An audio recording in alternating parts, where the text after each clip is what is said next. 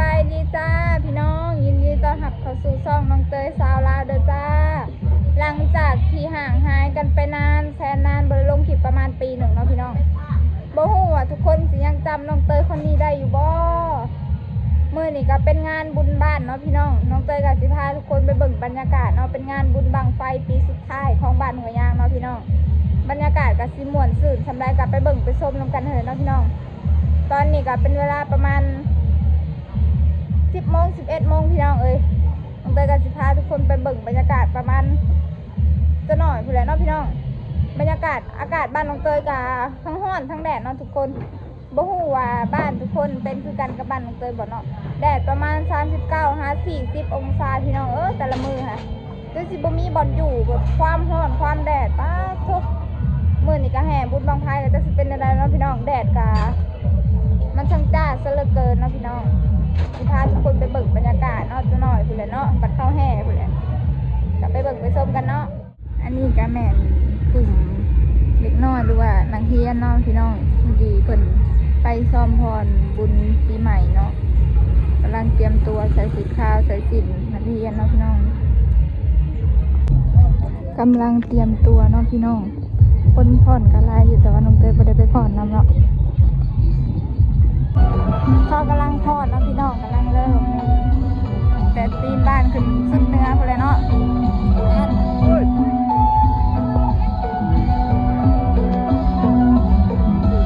จะมีผู้ใหญ่เด็กน้อยหลายคนนะพี่น้อง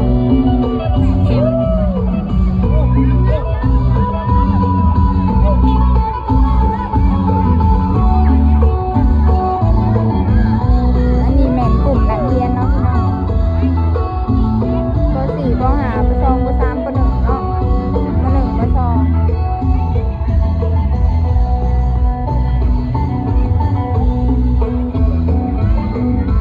อากาศก็ร้อนแดดเผื่อที่ชื้นบ้าน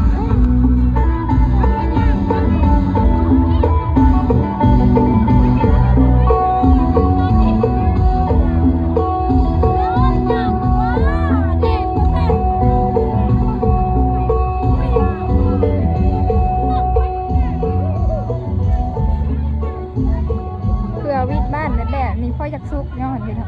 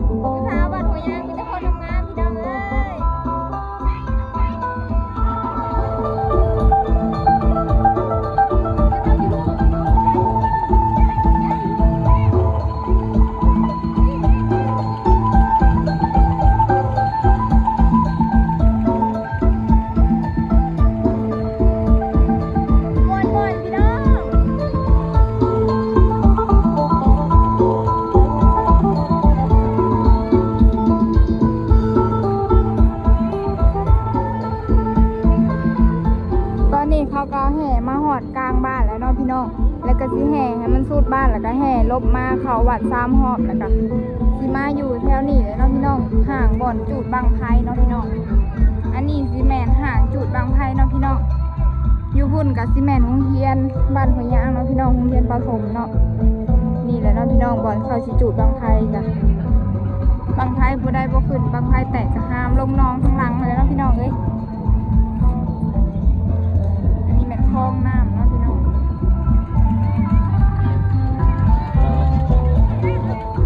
ตอนนี้ก็กำลังแห่ลงวัดเนาะพี่น้อง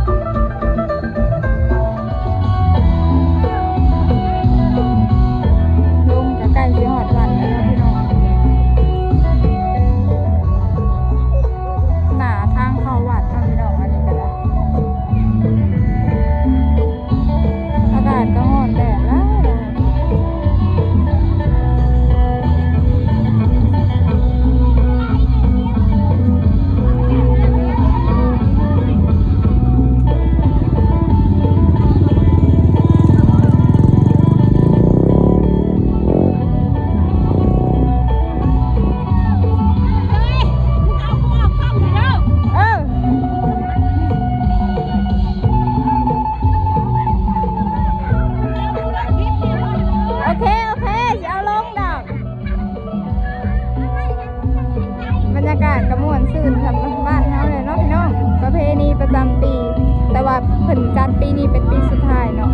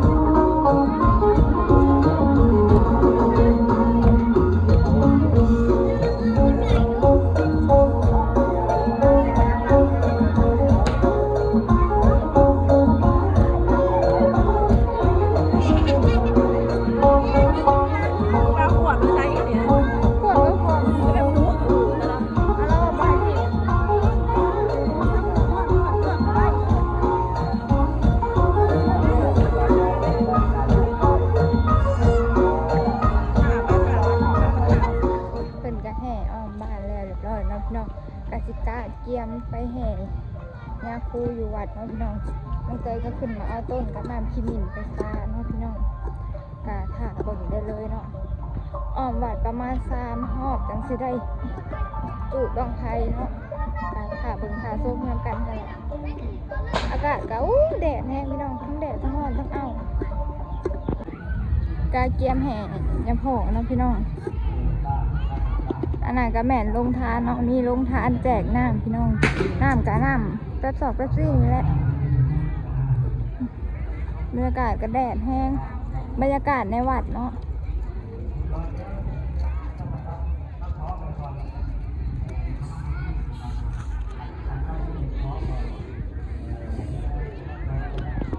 เป็นเหตุลงทานแจกน้ำนะพี่น้องทั้งร้อนทั้งแดดคนกันละเอาก็เตรียมน้ำขิมินแล้วก็ต้นเนาะพี่น้องต้นก็อยู่ในน้ำแม่น้องเตยคือ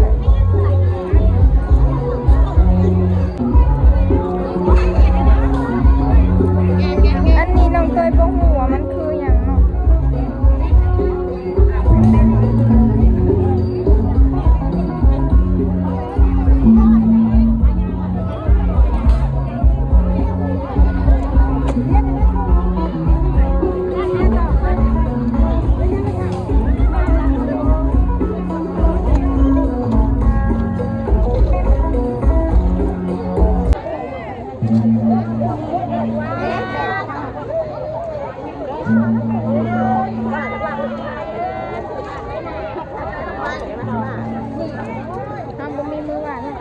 จับกล้อง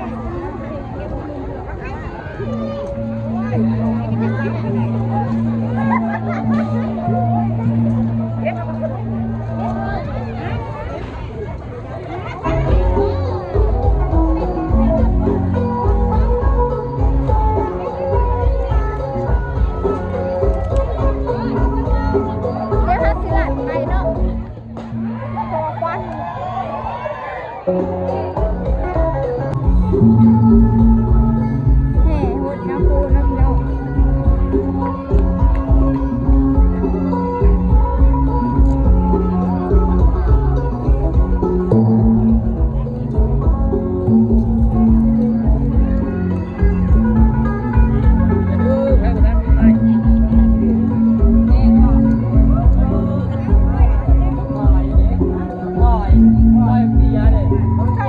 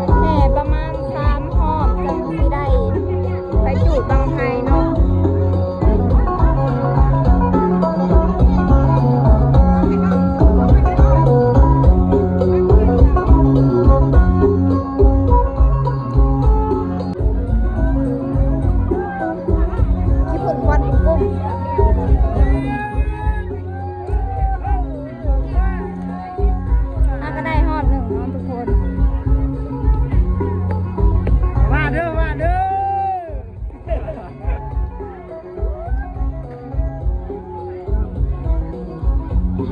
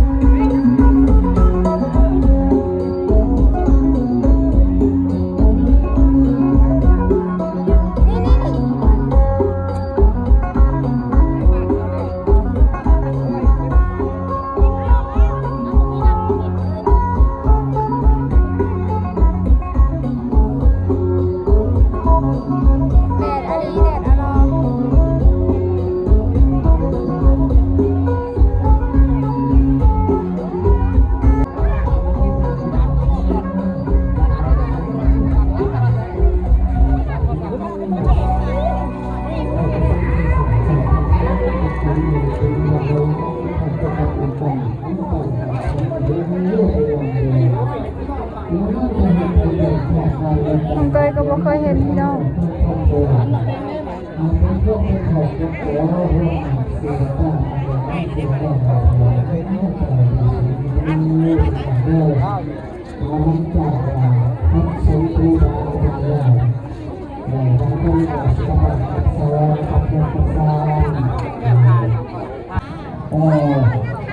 เป็นพลเมืองดีด้วยเป็นระดับกระโดดนะครับจักเห็นบ่เห็นเด้อทุกคนเอ้ยน้องเตยก็เข้าไปบ่ถึงเนาะเพราะว่าคนหลายเขาเป็นไงหน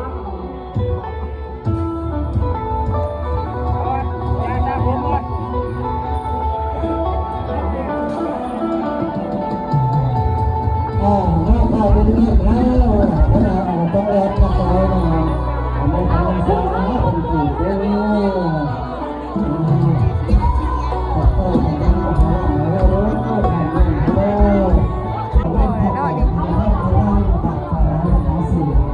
น้องเตยก็บ่เคยเห็นเด้อทุกคน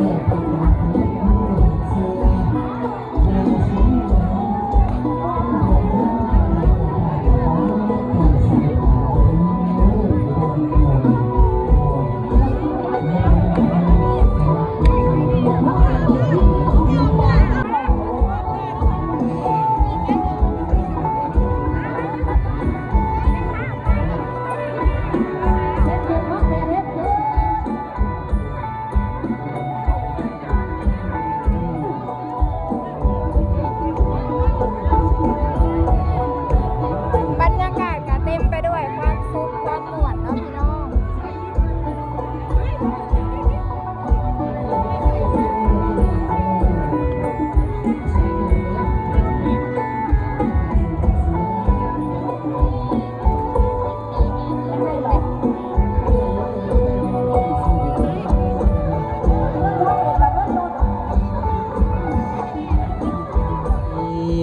มีออกคำพายก็คือแม่ป้าให้เราก็เศร้าพันกี่เพื่อแม่ออกข้าวแม่ดาวเฮาก็เศร้าพันกีบแม่ออกคำพันคำพันเนาะมาโมกะแสนกีบแม่ออกดวนเพราะบ้านเฮาเลยแหละเนาะทุกคนตอนนี้น้องเตยก็อยู่เฮือนแหละเนาะหน้ากะอันห้องบ้านก็แห่แล้วเรียบร้อยแล้วเนาะทุกคนบางไพ่ก็จูดแล้วแล้วเนาะทุกคนแต่ว่าน้องเตยบ่ได้ถ่ายเอาเนาะก็ขอโทษหลายๆตอนแรกว่าสิเฮ็ดให้มันเป็น EP 2อันจูดบางไพ่ EP ตัว1 EP 2 EP สุดท้ายแต่ว่าแบตบ่เป็นใจทุกคนเนื่องจากว่าน้องเตยบ่ได้เอามาสากน้องลิ่นอยู่ถ่ายอยู่เบิดมือลิ่นอยู่เบิดมือนะมันก็เลยเบิดบัดเฮาสิถ่ายคลิปแล้วมันเบิดทุกคนบัดนี้ค่ะก็เลยได้คลิปเดียวเนาะทุกคนกะเตยขอโทษขออภัยหลายๆเด้อจะโกรธจะเคืองกันเด้อจ้ะเพราะว่าแบตมันเบิดเห็นได้เนาะน้องเตยกับบ่ได้เอาขึ้นมาสากไว้ กะบ่เป็นหยังเนาะทุกคนบ่ได้เบิ่งกับบ่เครียดบ่ให้กันดอกละว่าน้องเตยกะพยายามสิประหยัดแบตมาถ่ายแล้วเนาะแต่ว่าแบตมันกะโทรศัพท์ก็ร้อนแน่แบตก็เบิดแน่นะมันก็เลยบ่ได้ถ่ายกะสำหรับคลิปนี้น้องเตยขอจบเพียงเท่านี้เนาะกะฝากทุกคนกดไลค์กดแชร์กดติดตามเพื่อเป็นกำลังใจให้น้องเตยเฮ็ดคลิปต่อๆไปในเด้อสบายดีบ๊ายบาย